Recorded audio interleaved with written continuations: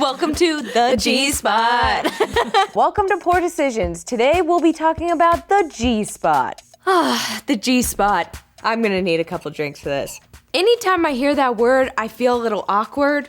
And I feel me, let alone really anyone, shouldn't have to feel awkward talking about this topic or sex at all. I always felt like the G-spot was kind of like this mystical unicorn nobody ever talked about. Is it real? Obviously, I'm not an expert in this situation, so I brought in an expert. Shan Boody. She's a sexologist, YouTuber, all-around amazing blogger, and host of her new show, Shan Boody is Your Perfect Date. So please welcome Shannon. Yay! Hello. Are you excited to talk about the G-spot today? I am actually really excited about that. I'm excited about this as well, too. Oh, yes. Today, we are drinking screaming orgasm cocktails. That's pretty relevant to the That's situation. actually really relevant. You are on point. Let's give this a whirl.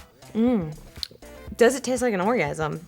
No, I feel like an orgasm's better than this. it's more like this. That's what this you know- feels like. I like that. Yeah, me too. I want to pay people to rub my... I was like, if I ever get rich, I'm having people... No, I say that. Oh, really? I literally say that. Maybe we can be each other's. Yes. Yeah. Speaking of touching, today we will be talking about the G-spot. I think a theme song should come in when you said that. Like, it should be perfect for the G-spot. Welcome to the G-spot. We asked a lot of people for questions, and a lot of these women and men wanted to remain anonymous, so we don't really have names attached to these questions, but it's something that I'm really excited to talk about. Maybe my mom shouldn't watch this episode. Maybe she should. Yeah, okay. Holla, Mrs. Lowry. All right, so, I wanted to know if I'm anywhere close to being right about where the G-spot is and what it is. So I brought a whiteboard, and I'm naturally using a pink marker because I feel like that's fitting. I think that we're off to the right start already. I feel very confident about this. Okay. I've never drawn a vagina. Oh my gosh. Get started on life. So, I feel like this is a first for me as well. You've got to really get deep in there to get the G-spot. And I feel like there's this point where the G-spot is kind of right here, and it gets a little, a little more spongy and rigid. You're doing great. Oh my God, yes! But I feel like, you just kind of go in there. There's the little clitoris. There's the butt right there. That's the booty hole? Yeah. She got it high up. I know. She may have had surgery, guys. Don't judge her. I try to do a side. And, am I anywhere close? You're really, really close. I may Okay. move it up a little bit. Okay, so over here? Yeah, because this probably would be the cervix right about there, which is like the neck. You know what I mean? It's kind of like the bouncer of the uterus. If we draw one more extra thing, which would be the urinary tract, which you did a beautiful job of the opening here. So we would do the urinary tract just inside of there, and then we would do our little pee pocket bladder. And so it would be just right around this area right here. And so does it being next to the urinary tract have anything to do with how it makes you feel, or? Yes. Okay. Absolutely. Okay. Okay. We're learning here. We're going somewhere right here. I feel like I'm in the sex ed class I never had. It's fun. I'm having a great time. You did so good. The first question really is, it's there, but what is the G-spot? So I would refer to it as an area that is sensitive, that especially when women are aroused, becomes, like, as you said, more rigid to the touch. That is about 2 inches in on the anterior wall of the vaginal opening, which would be the frontal wall towards the belly button. And it kind of has almost like a little groovy area as well, too. And so some people's spots are really large, some people's actually feels more like a gland, some people's you can't really feel it at all. And I think that's where the controversy comes in. It's known actually as the female prostate. Okay. So that is its homologous, which would mean anatomical twin. So, you know what I mean? Like the clitoris is actually the anatomical twin to the penis. And so when we're all babies, what happens is we're developing first as females. And the clitoris sits like this underneath the skin. And if you become a man, all that happens is it comes together and it protrudes out.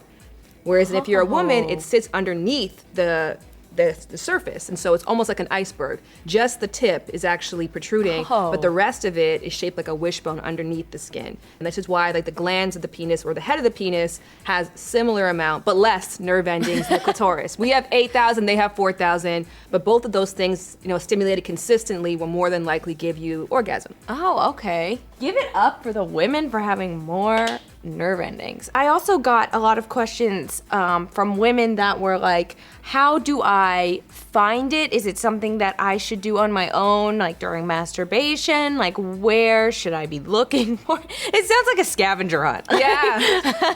So again, there is some controversy on where it could be because I think people have different sensitivities. And I, again, would liken it to the prostate. If you ask a lot of dudes, like, have you had a prostate orgasm or how do you stimulate your prostate? They'd be like, oh, no, I don't care. I have a penis and I'm cool with that. But we're like, no, that's not enough. Don't put the pressure on yourself to need to have that. Your primary pleasure organ is your clit, so you can stimulate that. But if you do want to play and explore, power to you. It would be, again, it's best to look for it when you are aroused because it works like erectile tissue. And so if you tried to play with, a flaccid penis, you wouldn't get the same results as if, he's ready to go. And for women, sexual arousal can take up to 20 minutes. And so you want to wait, warm yourself up, seduce yourself, you know what I mean? Put your cream on extra slow, play your favorite R&B album, and then, get to playing. There's toys that are specifically made for GSpot stimulation, which are shaped almost like a hook, because it's, again, to the frontal wall.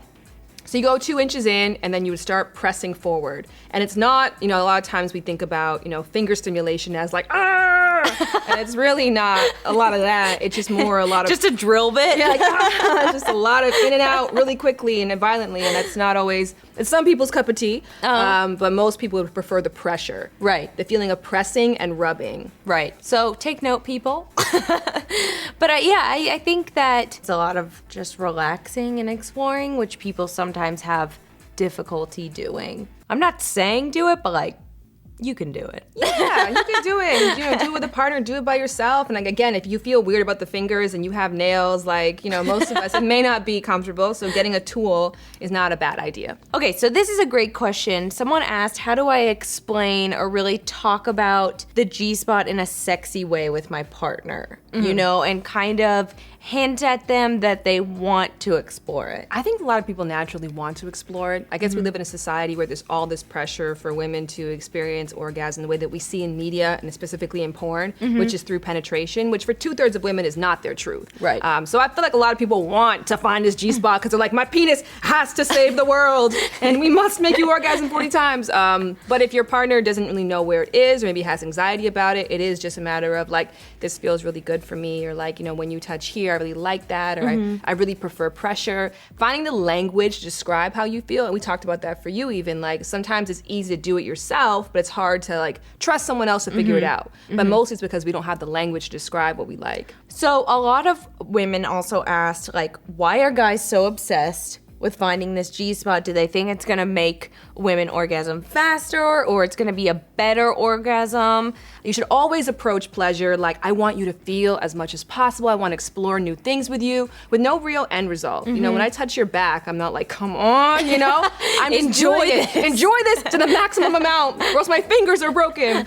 I'm just touching you in a way that I want to give you a good feeling, and that should be the way sex is approached. Not goal-oriented, but just like, does this feel good? And if it does, I'll keep doing it. When it doesn't feel good anymore, I'll stop. I don't have to wait for like something magical to happen before I'm like ready to complete, Right, because I feel like the more pressure you apply to the situation, it's like then you kind of get out of the zone of just exploring and kind of see what's, gonna happen. Right. Maybe that's a question I have, is if a woman is in a situation where they really just can't achieve orgasm through penetration, and you said that the vast majority of women are that way. Yeah, myself included, and I'm totally cool with that. If you go back to the sort of anatomical twin analogy, a prostate in a woman is kind of pointless because we don't have seminal fluid and semen coming out. We don't need that extra bit of lube. But again, like some things, for example, men shouldn't have nipples either. There's no point to them. They're just there doing nothing.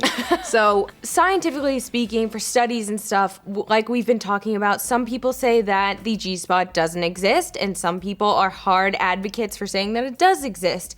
So I think based off of your findings and research, like what would you say if someone asked you, is the G-spot real? Scientists have found, and psychologists have found, that some women actually don't have this gland that's called the Skene's gland. And that is likened to the male prostate. And so if you don't have this gland at all, you may not feel the pleasure. Or if it's very, very small, you may not feel the pleasure. And same with for women who have a larger one, You know, and to your point, you were saying some people say it doesn't exist, and you're like, I don't get how you can deny it. Whereas in somebody who doesn't feel that pleasure is like, I don't get how you can feel anything. Yeah, right. Because the vaginal walls themselves have as much nerve endings as the back of your hand. So for many people, there's not really a lot going on, but it could be anatomy and just the way your body is built. That's, I think, is the most healthy way of looking at it. Like, maybe you do and maybe you don't. It doesn't take away from the fact that your body is still awesome. So would you say in terms of these orgasms, like clitoral versus through anal sex versus through GSpot, is there different orgasms you can have, or is it overall kind of the same feeling and euphoria that you would have? So I would just describe an orgasm as like when you stimulate a cluster of nerve endings repeatedly and they become more heightened to sensitivity to the point that there's like a series of really fast contractions that your body can't imitate.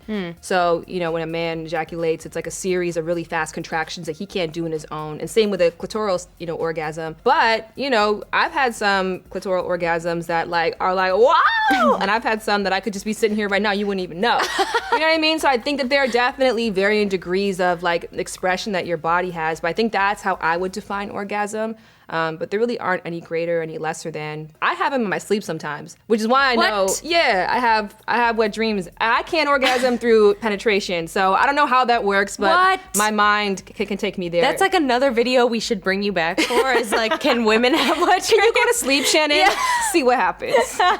If you have any advice for, because we do have some younger viewers as well, as to how they should go about feeling about sex, and that it shouldn't be this kind of awkward thing, and that it really should be a self-expression, and they should be comfortable talking about this kind of stuff. I mean, especially me growing up, like I barely had a health class that taught about it. It was basically like, here's what happens during sex, and that's it. I guess what's your advice for a younger woman kind of trying to explore her sexuality and body and what happens during sex? Sex is like the only area that I know of where the more that you know or try and get to know, the more that's seen as a bad thing. Like anything else in life, if I'm gonna come on a TV set, if I know nothing about this, I'm gonna be freaked out and weirded out and acting weird right now. If I have experience and time and I've researched, I've talked to people, I'm more apt to be comfortable and make a better decision and choice in the moment. And so sexuality, we think the opposite. Like the more you know, the worse it's gonna be. You're gonna be out there making bad decisions. I don't understand that.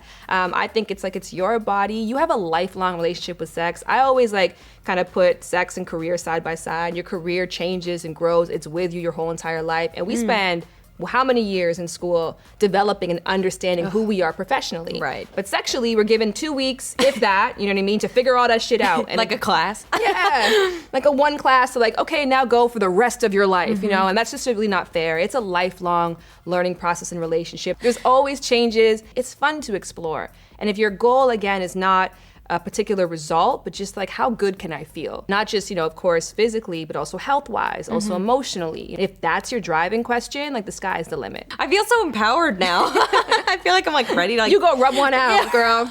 You go do it. At the end of this day, just be like, peace out, guys. I'm gonna go home.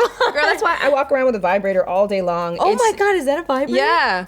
It's my testament to normalizing female sexual pleasure and just bringing it into the conversation. I was just looking at your necklace and like thinking like, that's a really cute necklace. And she's like, it's a vibrator. Vibrator, yeah. Wow. That's really cool. I really like that. All right. Well, aside from the fact that vibrator necklaces are cool, what did we learn today? We emphasized that every body is different and that this is a continuing thing and your sexuality doesn't stop at a certain age. And I really like the fact that you emphasize that and that women should be curious and be open to talking about this. Great. I feel like I learned a lot. Honestly, this episode might have just been for me.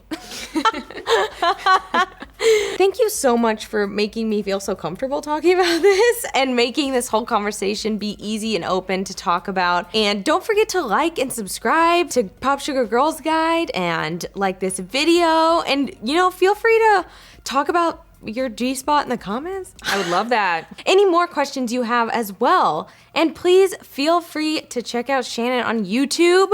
She's there. She has a great new show where she's helping people on dates for dates. Yeah. Never have a bad first date again. That's my promise to you. So what is your YouTube and all your social handles? Shan Boody is great. Shan Boody. Or maybe come back here. I may be here again. I had a great time. You know what? I might have her back for like a monthly segment. She is going to be my sex teacher. Holla. The sex ed teacher I never had. So please check out Shan Boody everywhere and check out her new show. And as always, you can check me out at the Candace Lowry on Twitter, Candy Lowry on Instagram, and Candace Lowry on YouTube. And don't forget to come here every Thursday. I'll be here talking about a new fun topic. Yay! Hold up. Bye!